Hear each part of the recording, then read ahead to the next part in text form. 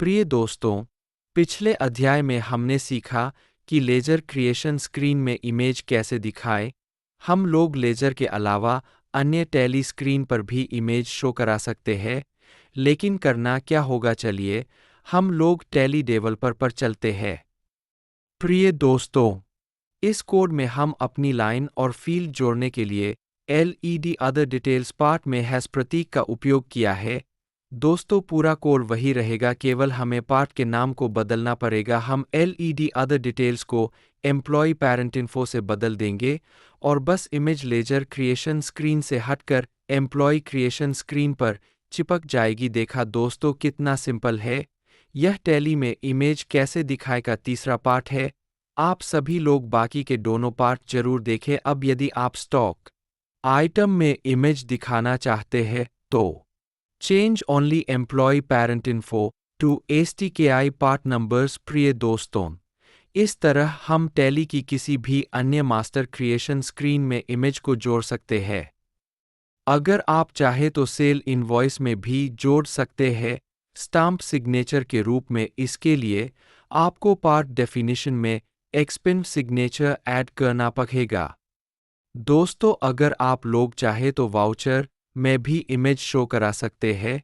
इसके लिए आपको पार्ट में VCH नरेशन लिखना पड़ेगा।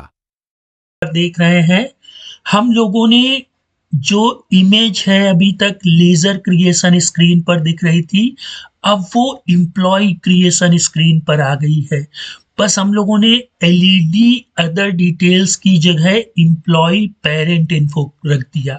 ठीक है, ये वाला पोर्शन दोस्तों क्या कहलाता है? Employ parent info. बाकी का पूरा कोड डिक्टो वही है।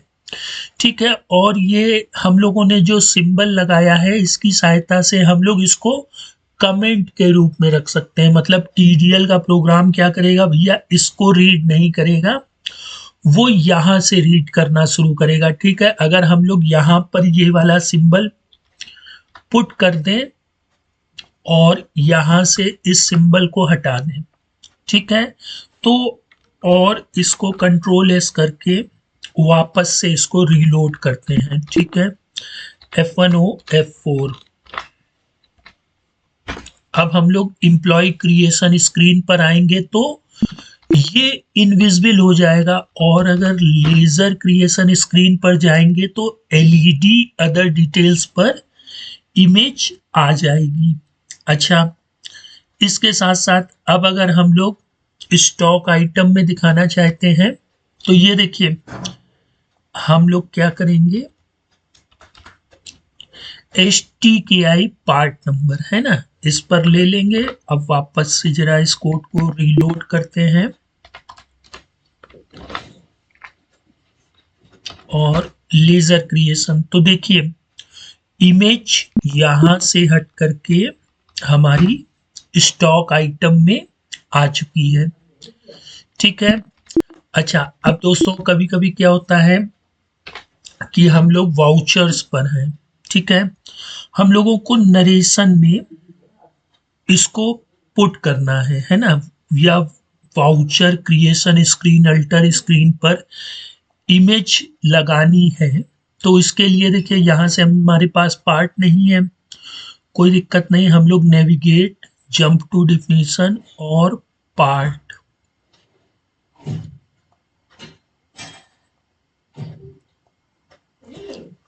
VCH नरेशन, ठीक, ये वाला पार्ट होता है दोस्तों। हम लोग इसको डिक्टो कॉपी कर लेंगे और यहाँ पे आएंगे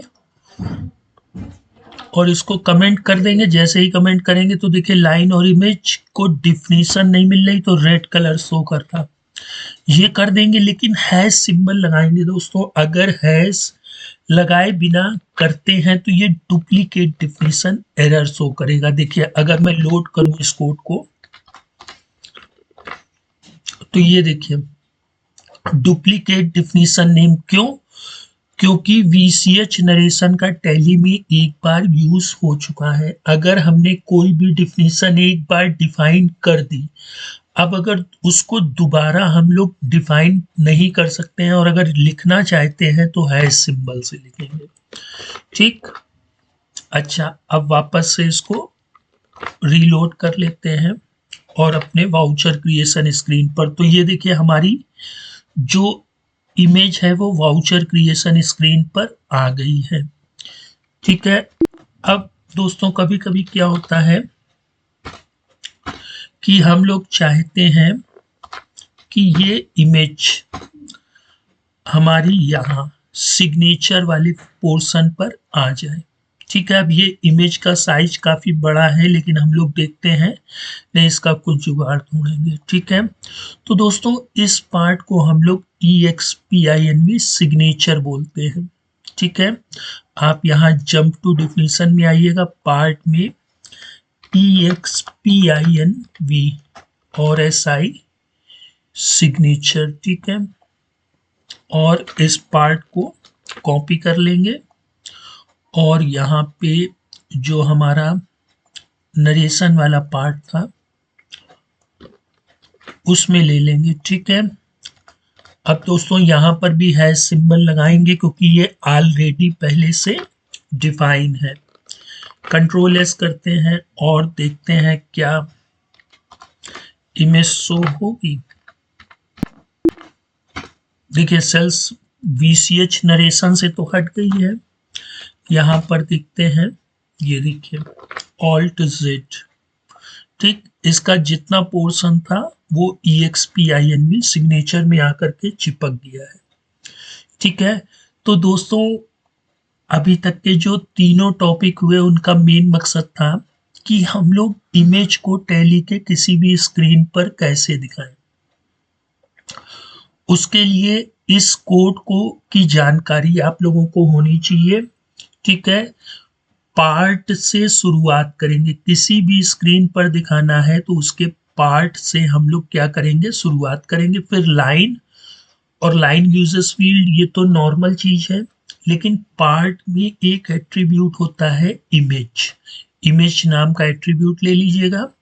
फील्ड में 3 एट्रीब्यूट हो जाएंगे। ठीक है। सिस्टम UDF वगैरह। ठीक है। और ये एक रिसोर्स नई चीज है। रिसोर्स मतलब क्या होता है कि आपको इमेज दिखानी है तो उसका टाइप क्या है ना, और जो आपने सिस्टम UDF यहाँ रखा उसको डॉलर सिंबल से यहाँ एज अ सोर्स के रूप में ले लेंगे। तो दोस्तों अभी ये जो इमेज शो कराने का पोर्शन है उसका चौथा पार्ट मैं कल अपलोड करूंगा। अभी तक के टॉपिक को आप लोगों ने अंडरस्टैंड और एनालिसिस कर लिया होगा, और अगर कहीं पर कोई प्रॉब्लम हो रही है इस कोड से रिलेटेड, मतलब इमेज शो कराने से रिलेटेड, आप लोग क्या करिएगा, इमेज को लाइन पर लिखिएगा, देखिएगा क्या एरर शो करता है। फील्ड के एट्रीब्यूट में इमेज का यूज करिएगा, फॉर्म में, रिपोर्ट में। ठीक है। तो टोटल 5 डिफिनीशंस हैं जो कि हम लोगों को शो होती हैं। ठीक है। Report, form, part, line, field, उनमें से किसी भी एक में आप लोग इमेज को यूज करिएगा। ठीक है। और दूसरी चीज ये है दोस्तों कि अब आगे आने वाले ट्यूटोरियल में हम लोग एक बहुत ही बेहतरीन चीज सीखेंगे। वो हम लोग सीखेंगे क्या, वो मैं थोड़ा आप लोगों को बता देता हूँ। देखिए हम लोगों ने अभी तक क्या सीखा कि फंक्शन का यूज करके वाउचर की एंट्री करना सीखा। तो आप लोगों ने ध्यान दिया होगा कि हम लोग लेजर नेम ही डेबिट करते हैं और लेजर नेम ही क्रेडिट करते हैं। ठीक है। लेकिन मैं एक ऐसा फंक्शन आप लोगों को बताऊंगा इस नेक्स्ट मंडे जो आएगा, उसमें हम लोग एक पर्टिकुलर ग्रुप को डेबिट करेंगे और सिंगल लेजर को क्रेडिट करेंगे। मान लेते हैं कि हमारा कोई ग्रुप है सन्ड्री डेटर्स का, उसमें 10 लेजर क्रिएटेड हैं। अब हम क्या चाहते हैं कि उन पर इलेक्ट्रिसिटी चार्जेस लोड करना चाहते हैं, मतलब उनके बिहाफ पर इलेक्ट्रिसिटी चार्जेस की एंट्री करना चाहते हैं। तो हम लोग क्या करेंगे कि इंडिविजुअली हर पर्सन को डेबिट करें, फिर इलेक्ट्रिसिटी चार्जेस को क्रेडिट करें, है ना। लेकिन हम लोग क्या करेंगे उस फंक्शन का यूज करके कि सन्ड्री डेटर्स में जितने भी लेजर होंगे वो उतने उतने लेजर से जो हमारा इलेक्ट्रिसिटी चार्जेस होगा वो ड्यू हो जाएगा। ठीक है? अगर वो 10 बार है तो फंक्शन 10 बार रिपीट होगा। अगर सन्ड्री डेटर्स 15 बार है तो वो फंक्शन 15 बार रिपीट होगा। इसका हम लोग डेप्रिसिएशन में यूज़ कर सकते हैं, इन्वेस्टमेंट में यूज़ कर सकते हैं। डेप्रिसिएशन में फिक्स्ड एसेट के अलग-अलग डेप्रिसिएशन के रेट लगा करके हम लोग एक ही बार में डेप्रिसिएशन को कर सकते हैं। एक्रूड और इन्वेस्टमेंट में क्या एक्रूड इंटरेस्ट हो रहा है उसको निकाल सकते हैं। और जो बड़ी-बड़ी संस्थान हैं जहाँ पर क्या होता है कि कोई गेस्ट रुकने आता है तो उस पर्टिकुलर गेस्ट को हम लोग किसी पर्टिकुलर ग्रुप में ओपन कर लेंगे और उसको डेबिट करके इनकम को अगर क्रेडिट करना है तो बार-बार उस ग्रुप के लेज़र को डेबिट नहीं करना है, सिर्फ पर्टिकुलर ग्रुप को डेबिट कर देना है और यही चीज़ पर्टिकुलर हम लोग क्रेडिट भी ग्रुप को कर सकते हैं। तो दोस्तों अभी इमेज का चौथा पार्ट बाकी है, इसको हम लोग कंप्लीट कर लेते हैं। फिर आगे आने वाले ट्यूटोरियल में हम लोग ग्रुप को डेबिट और लेज़र को क्रेडिट या लेज़र को डेबिट और ग्रुप को क्रेडिट करना सीखेंगे। ठीक है, तो दोस्तों टॉपिक कैसा लग रहा है कमेंट बॉक्स में ज़रूर बताइएगा। फिर मिलते हैं नेक्स्ट टाइम। गुड बाय दोस्तों।